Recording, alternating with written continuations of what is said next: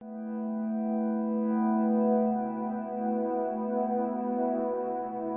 sa 17 bayang bumubuo sa lalawigan ng Aklan, ang munisipalidad ng Malay. Ito ang tahanan ng isa sa mga nangungunang international destination sa mundo, ang Boracay Island.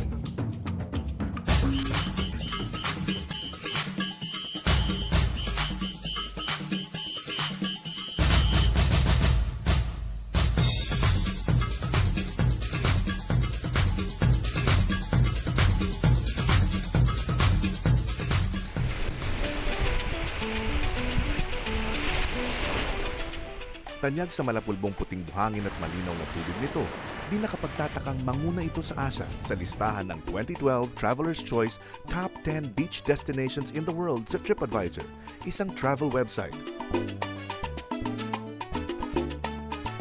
At sa 2012's World's Best Island Survey ng US-based magazine Travel and Leisure.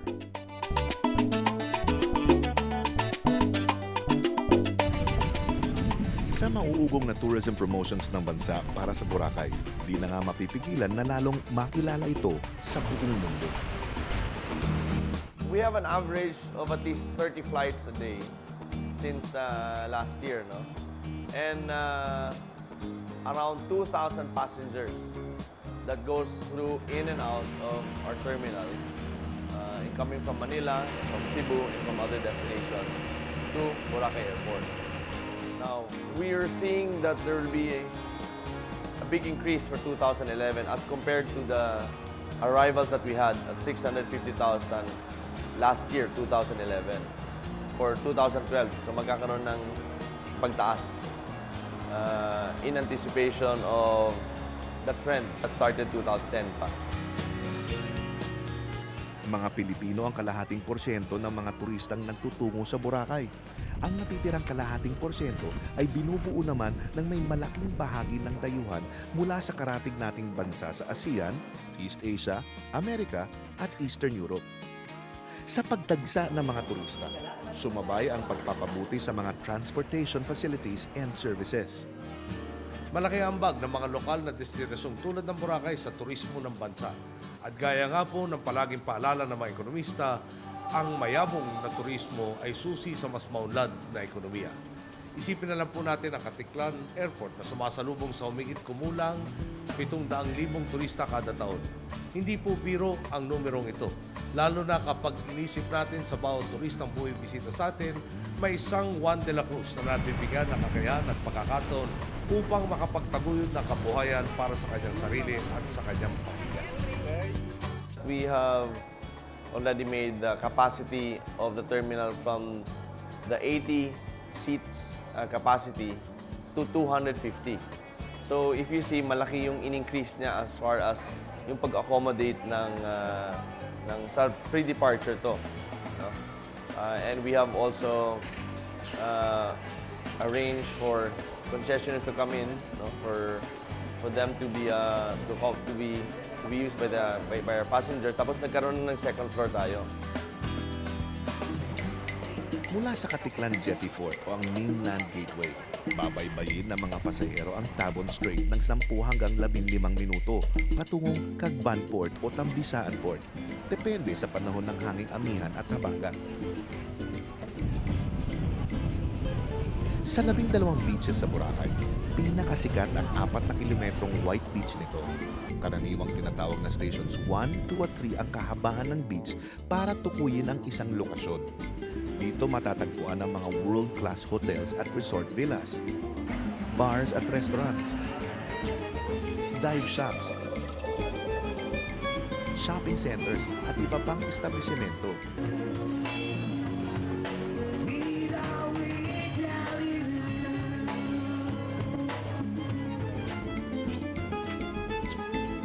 Sa kabilang dako ng White Beach, matatagpuan naman ang Bulabog Beach kung saan dito ginagawa ang iba't ibang water at beach sports activities.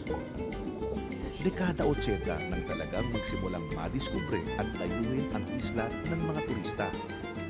Ang dating commercial photographer na si Dieter Schrottmann na mula sa Düsseldorf, Germany, ang isa sa nagpatunay sa animoy para isok na tuklasan. When I moved to Boracay 33 years ago, everything looked like this. Everything was nature. There was no way of conducting business. So really, if you didn't love nature, you had no business in Boracay. And if you do and did love nature, it's a love affair that will never leave you.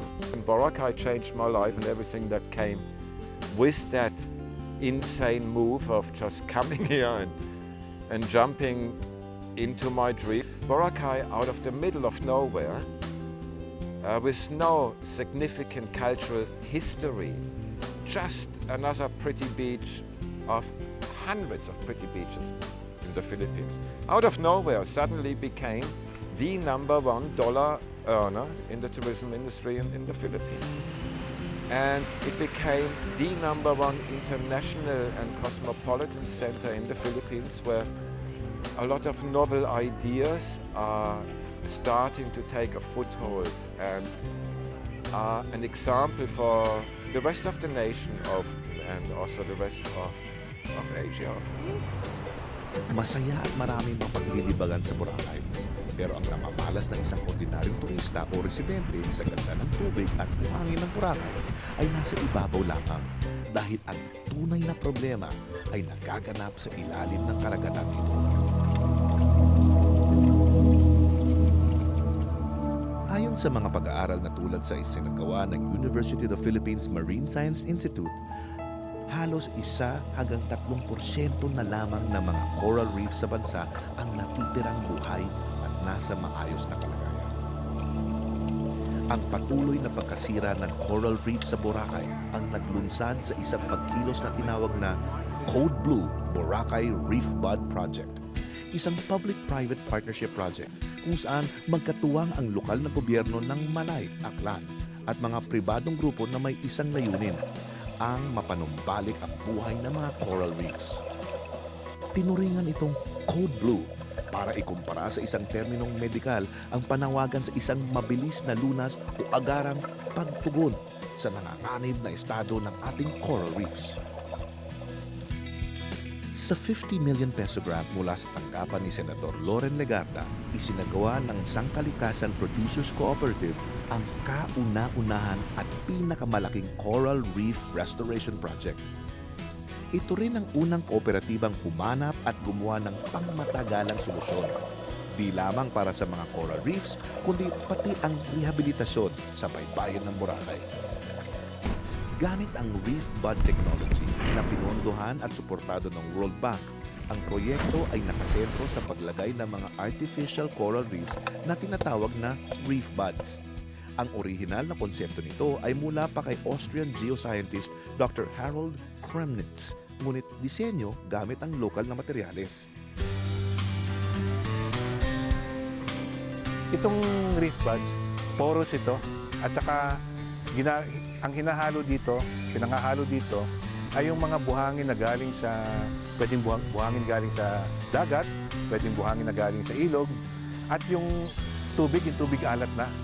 Kaya napaka-compatible niya sa kung saan siya paghuhulugan. Ngayon, pag inulog itong materialis nito, porous siya, hindi maraming butas, saka ina-absorb niya lahat yung seawater, no? Kasama dyan sa seawater, lahat yung mga marine life na suspended dyan, no? Yung mga larvae, yung mga buto, yung mga itlog, no? So, pag inabsorb ng reef bud dyan, mabilis siyang tumutubo, no? Umusbong, no? Dun sa reef bud. May 4 na bahagi ang Code Blue Reef Bud Project. Sa natapos na Phase 1, unti-unting makikita ang muling pagkabuhay ng mga corals. On the Phase 1 project, we've achieved almost 90% to our total target range of dropping 5,000 reef buds. Each reef bud, as you know, is 450 to 650 kilograms in weight. And we started this last January. Will be done by the end of May. It's spread out in different drop zones over a 2-kilometer stretch of the White Beach. It's located between 8 meters to 14 meters in depth, the reef buds. The Phase 1 project, we were very happy with the initial results we were receiving. We've been continuously monitoring the progress, and we've seen marine life come back to the island. We've seen an increase in marine biodiversity. We've seen an increase in fishes and we've started to see the initial colonization of our reef buds by soft corals and hard corals. So, phase 1, hopefully in the next 5 years, we'll be able to re-establish the lost coral reefs of Boracay. Kasama sa layunin ng sangkalikasan, ang mas mapalawak pa ang lugar na nasasaklawan ng Code Blue Project. What we have seen in phase 1, we have seen in phase 2. We've done an initial survey of the area, and we've seen rubble and dead coral in tons and as far as the eye can see, no? Underwater. Or as I should say, as far as you can dive, you can see dead rubble all over the place. Very few live coral patches still exist. I'm afraid that we're reaching a point of irreversible decline. Like any animal, the corals have a DNA or a genetic, they have a genetic makeup. And we do not want to lose this genetic makeup of the coral reefs here in our island. I think it's a positive thing to be active and do something to increase the biodiversity in Boracay. It has been in the past years a big loss on fish. It was a big decrease. And I think the project with the reef buds is really helping to improve this one. And I think it would be a good thing to extend this one not only for one certain small area in Boracay, but for a larger area for the whole island. Code Blue Coral Reef Bud Project is a very good initiative by the Sangkalikasan, and the Boracay Foundation also welcomes this project because it mainly concerns the restoration of the coral reefs, and we've also heard from a lot of divers that the Phase 1 project in Station 1 has been very successful, and there's a lot already of fishes, and marine diversity is now becoming very good. It's almost going to be restored, and we'd also like to have it in Station 2. Kaisa ring kumikilos ang iba't ibang individual at grupo tulad ng Boracay Young Professionals para ikampanya at magbigay ng kamalayan sa komunidad, lalo na sa kabataan, ang kalagayan ng Boracay marine ecosystem.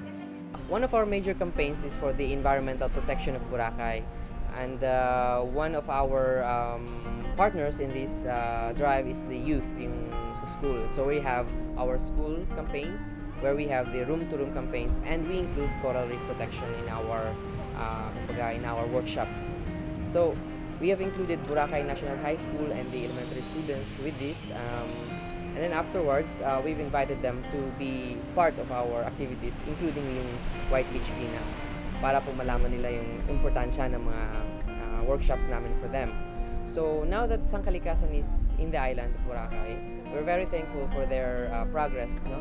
Because those progress could be instrumental for the children to understand what is being done for the protection of our Boracay Island, especially our White Beach. Aside from that, we have the community campaign where we go to sitios, mga purok, para po ma-educate natin ang ating mga fisher folks. Bilang isang marine biologist, kailangan nating protektahan yung habitat o coastal ecosystem kasi dito kumukuha, umuhugot yung mga isda para sila mabuhay. Kailangan nating i-inform yung community kung paano gagawin o protektahan ang mga coral system na ito o ecosystem na ito. Kailangan din nating imungkahi doon sa local government unit na kailangan talagang magbigay ng pundo at kailangan magplano para sa coastal resource management. Kasama ang local government ng Malay, nariyan din ang Boracay Action Group na kumikilos para pigilan ang mga illegal na pangingisda sa loob ng coral rehabilitation area. Boracay Action Group, no? It's more or less a private sector initiative, no? The people, the investors here and the stakeholders, they gathered all together and form this group together with the organic agencies. And every morning, we would patrol the beach, no? The auxiliary police, even the Coast Guard. No? And so far, we have already apprehended a lot of fishermen, no? Or they would say fisher folks, no? Throwing nets and destroying the corals, which they have been doing before. No? At the same time, we are also trying to educate these fisher folks, no? That to let go of these corals, that the reef buds which are being planted, to give them time to grow, and they will, in the future, maybe 2 years, 3 years from now, they will earn more, not just catching these fishes, but bringing in tourists, showing them, the coral reefs. No? So little by little, we are focusing on the fisher folks. No? That it is an alternative source of income for them, and it's very important they don't destroy the corals. May ordinansang nasasaklawan ang lugar ng Phase 1 ng Code Blue Project bilang isang marine protected area. Although the ordinance exists, we have not been able to enforce and establish guidelines for the use of the marine protected area. We hope to do that in the next few months. We will also make several proposals to the local government unit to actively participate in establishing this marine protected area. Pagdating ng panahon, kung effective yung enforcement sa marine protected area, lalabas yung mga isda. Yun ang tinatawag na spillover effect. Sinong makikinabang doon? Yung mangingisda rin. Pag prinoprotektahan nila, sila rin ang makikinabang sa bandang huli. Isa pang masamang epekto sa tuluyang pagkasira ng coral reefs na pumipigil sa mga malalaking alon kapag may bagyo ay ang unti-unting pagkawala rin ng puting buhangin sa baybayin ng Boracay. There's no doubt about that. Once the sand is gone, so is the value of any real estate in Boracay. So Code Blue is really the lifesaver, not only for marine species, but as a catalyst, as one of the forerunners to re-establish a healthy reef. And they're doing it on a massive scale, and really, honestly, as a German, I really like the way they're thinking. They're not saying, oh, let's drop 20 reef buds and have a nice little area to show off. No. Team Blue, they are making a difference with thousands of these reef buds. Yes, probably a part of their mission statement says we are here to re-establish marine species and a large variety of marine species. This is only one part of the story. The other untold part of the story is they're saving Boracay from collapse. We are volunteering our time, our energy and our effort and the best we can for the benefit of all of us who lives here, because Boracay is my home and this is our home. So I live here for 15 years and I've seen for the last 5 years how Boracay changed drastically. Ang importante sa Boracay yung aming buhangin yung buhangin namin, kung sa mano, yun po yung aming gold mine. Wala na ang buhangin, wala na rin yung pupuntahan. Kasi yung pinupuntahan ng turista sa Boracay is yung natural beauty. Pag puno na tayo ng building, anong beauty papakita natin? This is our home, your destination. So, yung hiningi lang namin na yung mga regulasyon namin dito sa isla, susundin ng mga turista natin, yung no littering. Then of course, yung no taking out of sand. Kasi sinasabi ko nga palagi, like for 2011, meron tayong almost 1 million tourists. So, yung ugali kasi natin mga Pinoy, nagdadala ng souvenir. So, ilalagay yun sa plastic bottle. No? So, imagine mo, kung meron tayong 10% lang kumuha, that's almost, kung meron tayong 100,000 tourists, that's almost 90,000 na bottles. So, imagine mo kung ano mangyayari sa Boracay.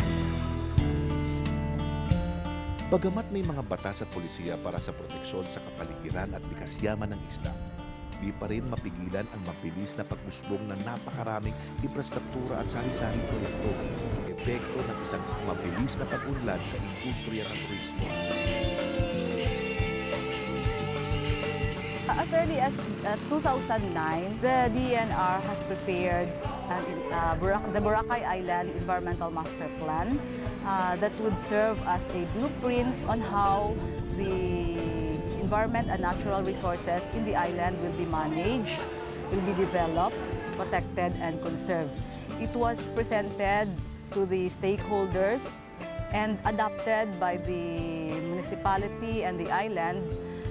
And the recommendation was to incorporate the comprehensive land use plan of the municipality of Malay. Pinag-utos na rin ng Pangulong Aquino ang pagbuo ng isang technical working group na kinabibilangan ng Departments of Environment and Natural Resources, Tourism, Interior and Local Government at Justice. Ito ang susuring muli sa environment, commercial, tourism at peace and order situation ng Baguio at Boracay para maisulong ang isang comprehensive plan na ipapatupad para mapangalagaan ang mga tinaguriang national assets. Isa pa sa mga problema natin, of course, with the construction. Pero inaayos naman natin yan. Nagkaroon na tayo ng moratorium. Pero not totally na no construction. I-regulate lang natin. May exemption. Para lang at least ma-screen talaga yung mga pumapasok ng mga bagong construction yun. And for me, the better way would be not go into quantity, go into quality. The quantity might be too big to be able to be sustained in a proper way on this small island. There is still a lot of work to be done to improve the infrastructure that it can keep up with what we have as of now. And in this point of view, people should first do the homeworks and improve what they have before they start to increase and do this one on the back of the environment. Sa mga hamon na kasalukuyang kinakaharap ng isla, kailangan ang pagkakaisa ng lahat ng sektor, kasama ang local at national governments. Itong grupo na to ng Boracay Alliance, nag-uusap kung ano yung mga challenges at solusyon. Ang involvement ng community kailangan i-improve pa. Kailangan ipaalam sa community kung ano para saan, kung paano magkakaroon ng kabutihan para sa lahat. For me, the proposed eco-zone is a very beginning, and I'm embracing it full-heartedly and hope it will grow and become bigger and bigger and make Boracay really an example how sustainable tourism and the environment can coexist at a very high level. And we're not talking earning a few pesos in a little island in the middle of somewhere. No, we're talking about the flagship of Filipino tourism. Kailangan magtulungan ng local, national government, pati na rin private sector para tulungan ng Boracay at yung ipatupad ang mga batas ng kalikasan gaya ng solid waste management law, ang sewage system, improve all of that, and to be strict in the implementation of environmental practices. Kasunod na ngang kumikilos ang Sangkalikasan Producers Cooperative para maipagpatuloy ang Phase 2 program ng Code Blue Boracay Reef Bud Project. We're trying to see a one island, one Boracay movement to save Boracay. We may undertake different projects, but our objectives are all the same. And we can see that this has created, the Code Blue project has created a snowball effect. So many other projects to save Boracay have started to be undertaken. And we hope that more will come in. And Sangkalikasan will always be there to support all the efforts of any environmental project within the island of Boracay. Walang makakapagsasabi kung gaano kalupit ang susunod na delubyo ng kalikasan. Subalit may kakayahan tayong paghandaan at limitahin ang pinsalang hatid nito. Panahon na para ibalik natin sa kalikasan ang pag-aarugang ibinigay niya sa atin. Panahon na para patunayang karapat-dapat tayo sa mga biyayang handog sa atin ng mundo nito.